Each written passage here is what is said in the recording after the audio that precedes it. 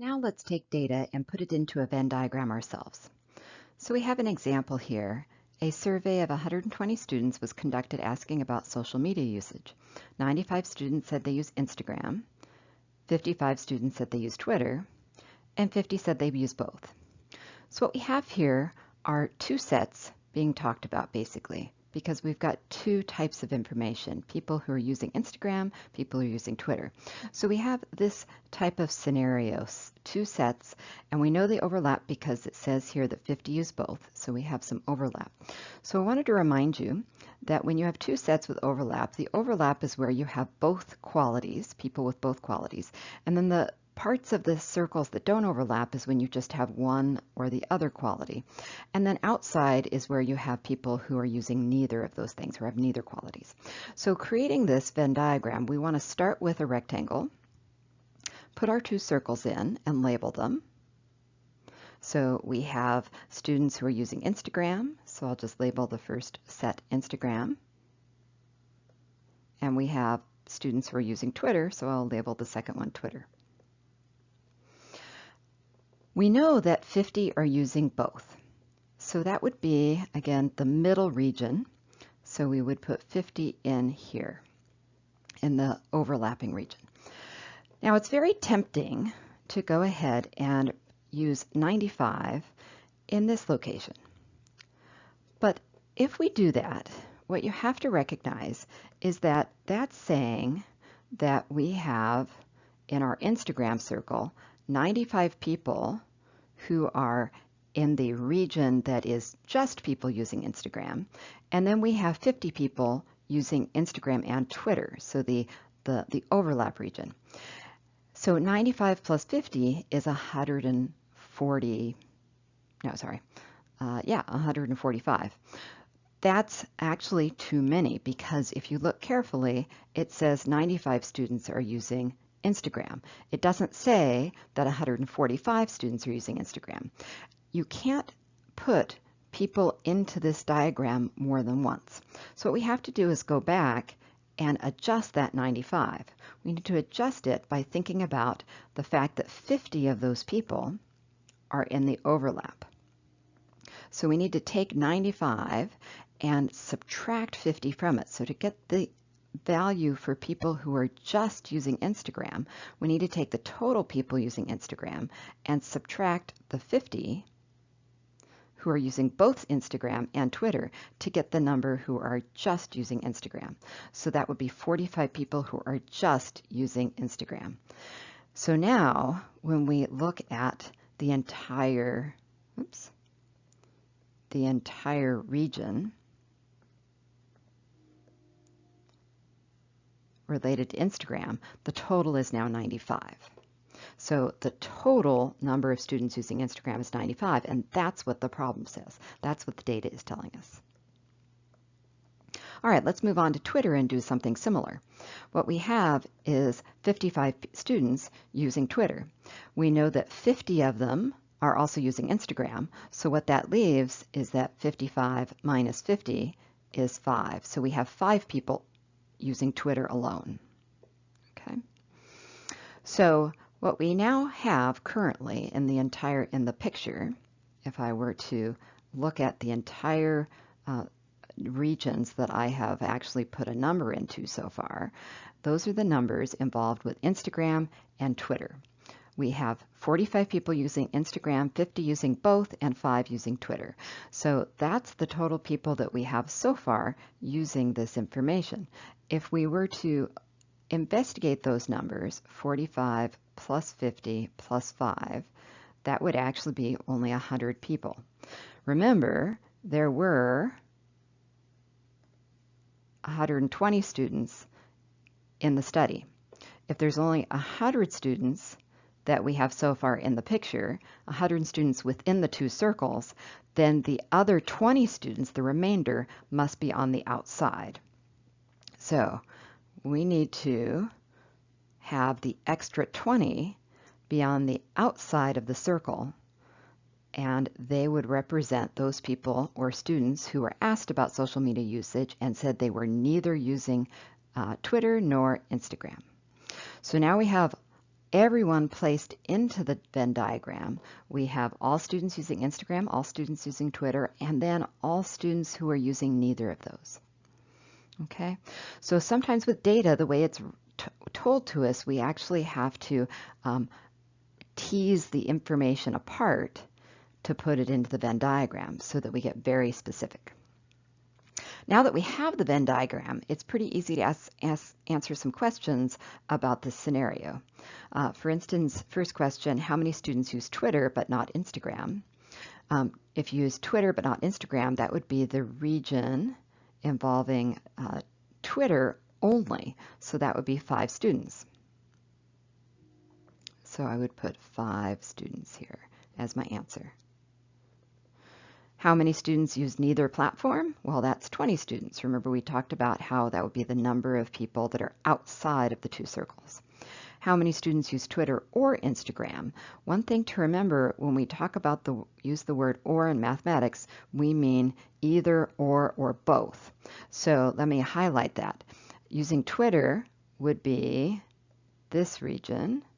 Use my highlighter here. And the Instagram would be this region. And so overall, when we look at all of them together, we're looking at 45, 50, and 5. So that would be 100 people, or students in this case, because the survey was with students, who are using one or the other or both platform. Okay. Here's another example of putting together a Venn diagram that has 2 sets. A survey of 85 people was conducted asking about ice cream preference for chocolate versus strawberry flavors.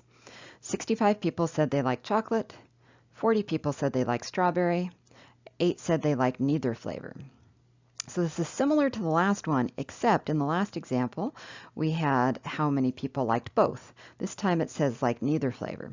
So when we set up our diagram, we know we have 2 sets, and let me label them strawberry and chocolate.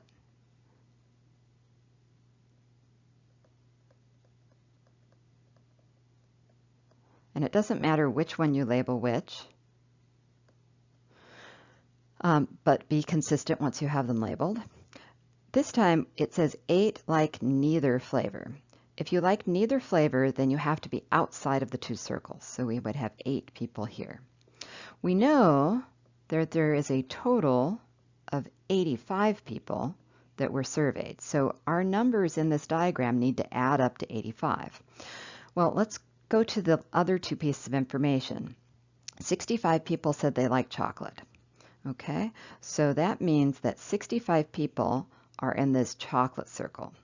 Now that chocolate circle has 2 regions, and this doesn't say those 65 people only like chocolate, it just says they like chocolate. So some of them also like strawberry and some of them don't like strawberry. So what we need to do is figure out how many people would be in the only like chocolate compared to how many people would be in the strawberry region.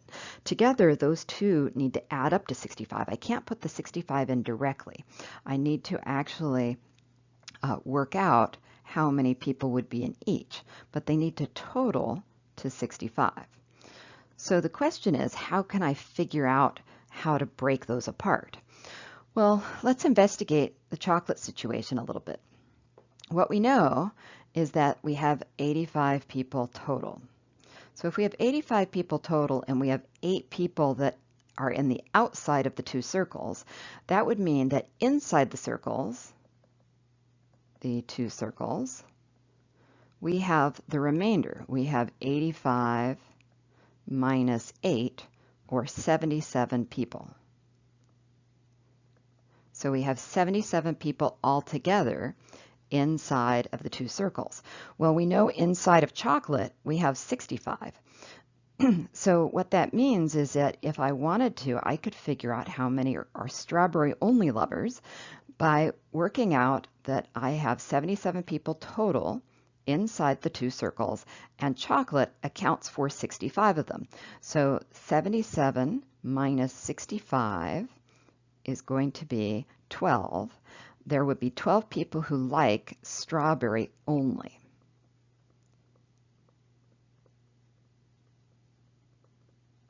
So we would have 12 people in the strawberry only category here, because that would be the difference between the total people in the circle and the people, 65 of them, who like chocolate. All right, now how can we get back? Remember, our goal is to get back to separating those two chocolate regions. Well, we do have a piece of information we haven't used yet, and that's that 40 people total like strawberry ice cream. If we know that 12 of them are in the strawberry only camp, then 40 minus 12 would give us the people who like strawberry and chocolate. So this would give us the strawberry and chocolate lovers. Well, 40 minus 12 is 28. So that means there needs to be 28 people in this middle region where we have overlap between chocolate and strawberries. And then finally, we can go back to this 65 and say, well, I know the total circle for chocolate is 65. And if I know the overlap is 28, then 65 minus 28 will give me 37 people who only like chocolate. So once again, we're just using logic and the statements that are given to kind of work our way to everyone in the diagram. We only want people to be located in one location, so that means that these values in the end have to total up to the total number of people who are surveyed. So we can double check that 8 plus 12 plus 28 plus 37 should add up to 85. And so that's a good final check to make sure you haven't made a calculation mistake. All right, once we have the diagram, it's pretty easy to answer questions about the scenario, like how many people surveyed like both the chocolate and the strawberry. Well, we can see very clearly from the picture that's 28 people. We've done the hard work at this point. We just can reference the diagram to actually pick out that information. How many people like strawberry but not chocolate? Well, that was these 12 people that are in the strawberry only region of the strawberry picture. Or set, I should say.